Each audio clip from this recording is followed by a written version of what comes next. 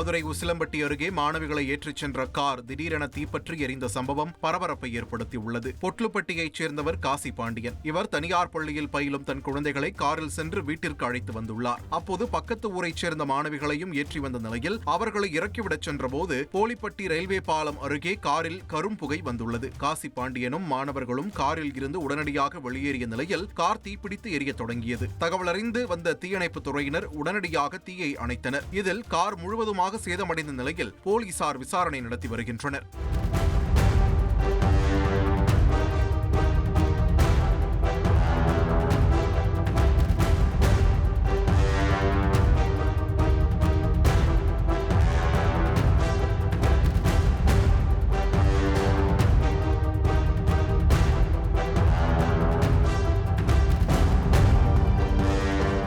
கோவை அருகே நண்பனை கொன்று உடலை கல்லை கட்டி கிணற்றில் வீசிய சக நண்பர்களை போலீசார் கைது செய்துள்ளனர். சரித்திர பதிவேடு குற்றவாளியான நெல்லையைச் சேர்ந்த பாலமுருகன் கோவை மலுமிச்சம்பட்டியில் வசித்து வரும் நிலையில் அவரது நண்பர்கள் முருகப்பெருமாள் மற்றும் ஜெயராம் ஆகியோருடன் மது அருந்தியுள்ளார். அப்போது ஏற்பட்ட தகராறில் ஜெயராமை முருகப்பெருமாள் அடித்து கொலை செய்ததாக சொல்லப்படுகிறது. தொடர்ந்து காவல்துறையினரிடம் இருந்து தப்பிக்க பாலமுருகனும் முருகப்பெருமாளும் சேர்ந்து ஜெயராமனின் உடலை கல்லை கட்டி கிணற்றில் வீசியுள்ளனர். இச்சம்பவம் நடந்து 2 மாதங்களுக்கு மேல் ஆன நிலையில் வாக்குமூலத்தின் அடிப்படையில் உடலை மீட்கும் பணியில் கிணத்துக்கடவு போலீசார் ஈடுபட்டுள்ளனர்.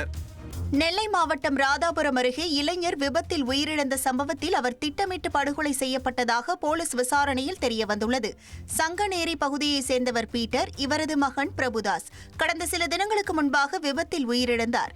இந்த சம்பவத்தில் போலீசார் வழக்கு பதிவு செய்து விசாரணை செய்த நிலையில் கூடங்குளம் பகுதியைச் சேர்ந்த வினோத், லிங்குசாமி, மகராஜன், அருண்குமார் உள்ளிட்ட 4 பேர் கைது செய்யப்பட்டனர்.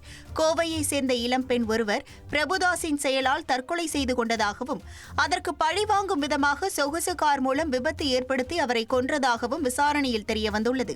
ஃப்ரெண்ட் ஆக்கிக்கோங்க. தந்தி டிவியின் சப்ஸ்கிரைபர்ஸ் அண்ட் ஃபாலோவர்ஸ் குடும்பத்துல நீங்களும் இணையுங்க.